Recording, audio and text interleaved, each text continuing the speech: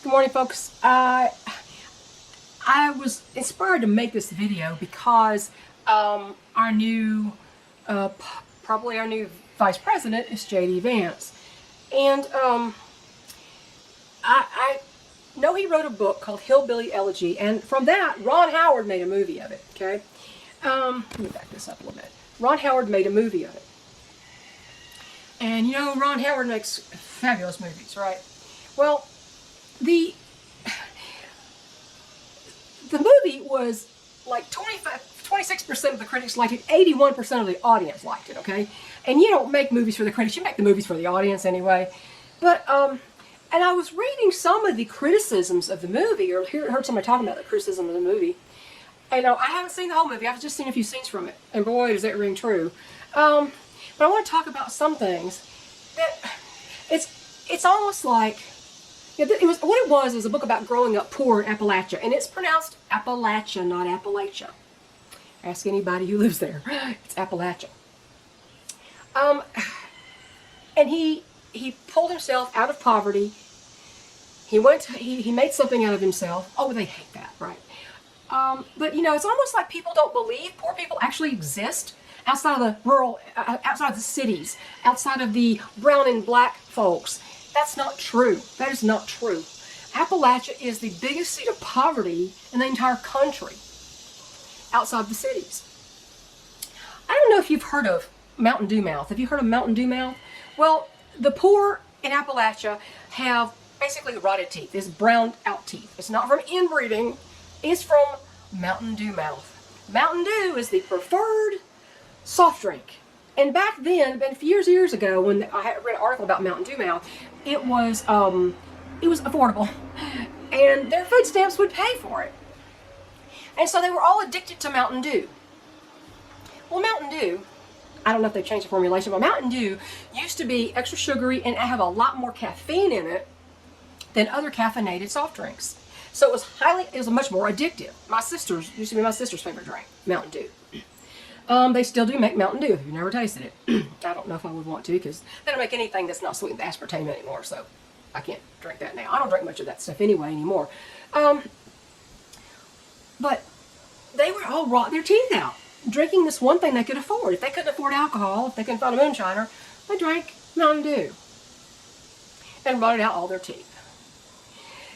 It's not a caricature. These people, their poverty, the way they live, is not a caricature. It's not made up. It's real. And let me tell you, today's lunatic left hates poor people. Make no mistake, they'll use them for voting if they can get to their voting. See, these people in Appalachia, they don't generally vote. They can't get transportation to a voting place. Most of these, the really poor I'm talking about, they don't have a lot of transportation and they don't vote. But today's lunatic left really hates poor people. They resent poor people. Don't make any mistake about that. They also hate anybody who started out as poor and lifted themselves out of a bad situation with stick-to-itiveness and persistence, like Ben Carson and like J.D. Vance. They hate those people. When people do that and they make a better life for themselves, it takes personal responsibility. And personal responsibility, as well as self-sufficiency, is the enemy of government, all government. And the government is the Democrats' effectual sugar daddy. The poor in the cities is their sugar daddy. It can be done. People can lift themselves out of poverty, but it takes work, and it takes drive, and it takes a goal and a direction.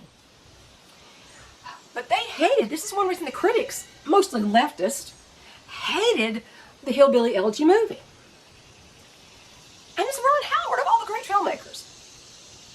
They hate being reminded that their situation is their own fault. So, let's just get that out of the way. My family can attest that the grandmother in that movie, played by Glenn Close, is not a caricature. She is real. I see that grandmother in my husband's family. My family's basically defunct. My family doesn't come from Appalachia generally. Most of my family originated decades and decades ago, over a century ago actually, out of New England and Canada. My grandmother was Canadian. But my husband's family helped found this country. They came from England, Dorchester, England, to Dorchester, Massachusetts, and then they migrated down and created Dorchester, Georgia. They are one of the founders of the state and the country. My family, I did have a lot of relatives who were on the Mayflower. 4 or 5 of them were on the Mayflower, including the head of the Mayflower Compact, William Brewster. I keep wanting to say Bennett for some reason. I know a William Bennett. That's why I keep wanting to say Bennett. It's William Brewster. And these people, their attitudes, the way they live, the things they believe that don't make sense to other people, it's a true culture. It's an ignorant culture for the most part. It is. But J.D. Vance's grandmother, he's changed his name. He was born James Donald Bowman, and then he had a hard life. His mother's, her name was Vance. His mother's third husband adopted him, and he changed his name to James David Vance. And his wife is a daughter of immigrants from India, and also an attorney. But see, they hate being reminded that people can do that for themselves. That the Harvard graduate grew up in Appalachia, in Kentucky. His family was from Kentucky originally.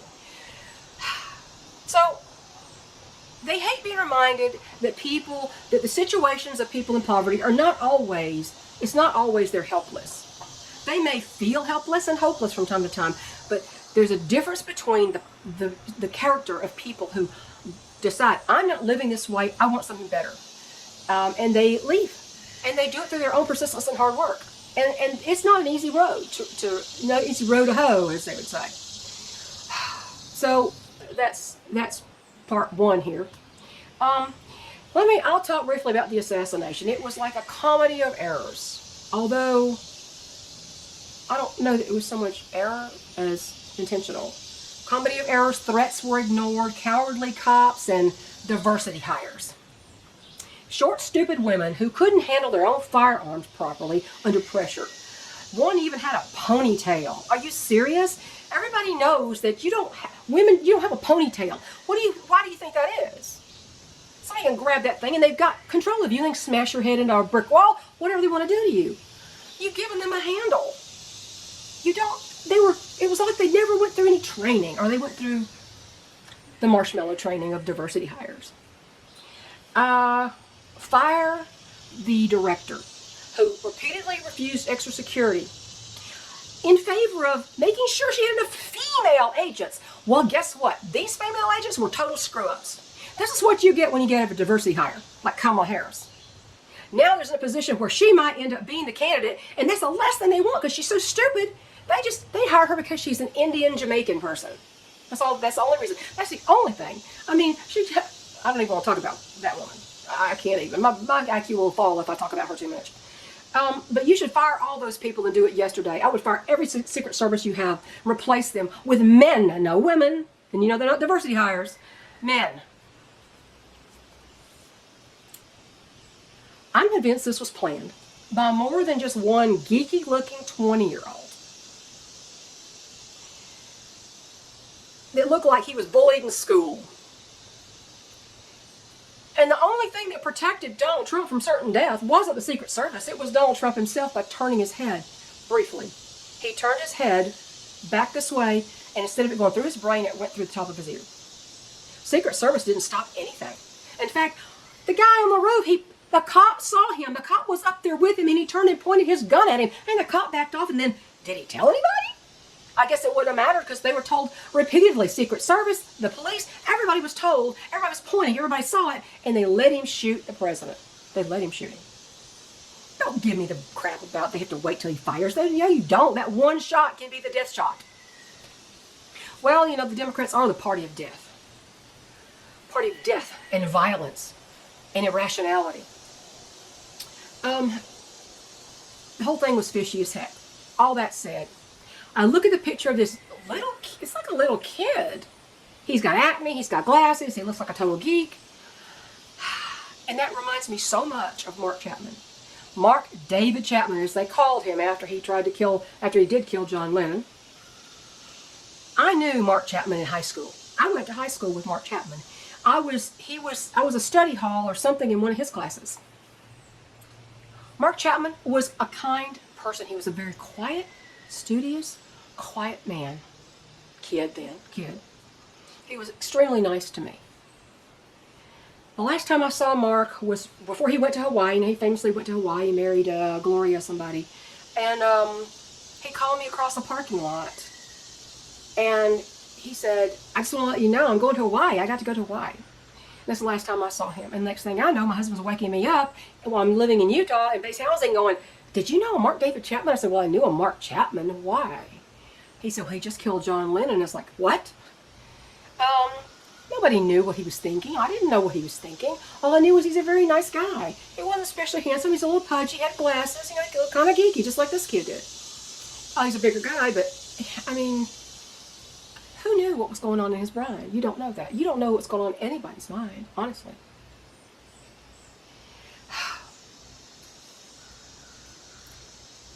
But I'm hearing a lot of talk about uniting all of us. Now Donald Trump's going to unite us. Well, that's going on falling on deaf ears, and it's mine are some of those ears. You can't unite people who have diametrically opposed values and views. Diametrically opposed. I mean, completely opposite. You can't unite somebody like that. This falling on deaf ears.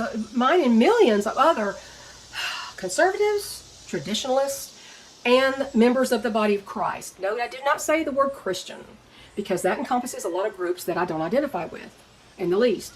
Body of Christ is the proper term for believers in the age of grace.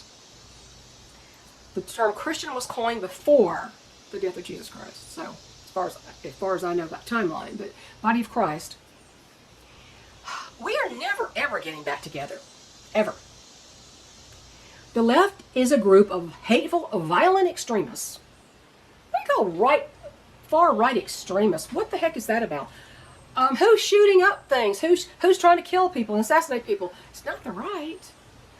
There can be anybody unbalanced who espouses any kind of viewpoint. But by and large, I'd say well over 90-something% of all the violence is leftist violence. We're never getting back together.